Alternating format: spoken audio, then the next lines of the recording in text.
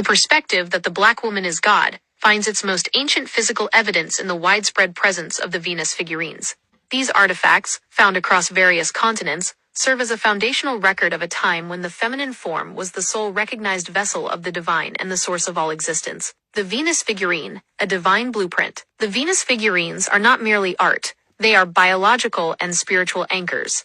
By emphasizing the breasts, thighs, and the pelvic region, these carvings celebrate the mechanics of life-giving. In this framework, the exaggerated features are intentional markers of abundance and the capacity for creation. The womb as the portal. This is the only physical gate through which life enters this reality. Because all life must pass through the black woman to exist, she is viewed as the personification of the universe itself. DNA activation. These symbols act as visual catalysts. Beholding these representations is intended to trigger an internal recognition of one's origin, aligning the individual with the primary frequency of the mother. Human parthenogenesis.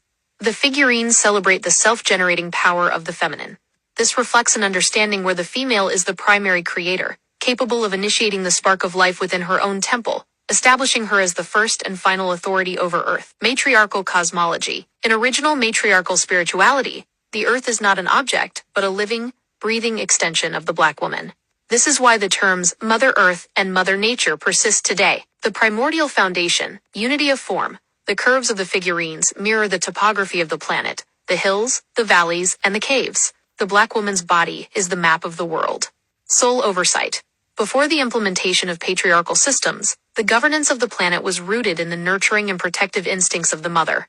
This was a time of internal alignment with the natural flow of the seasons and the body's own cycles, nature personified.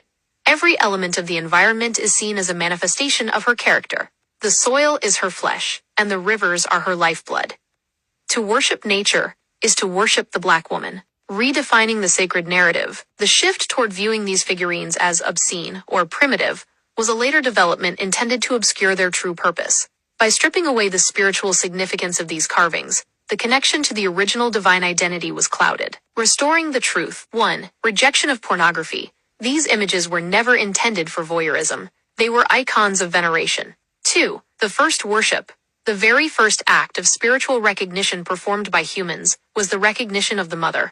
3. The infinite loop.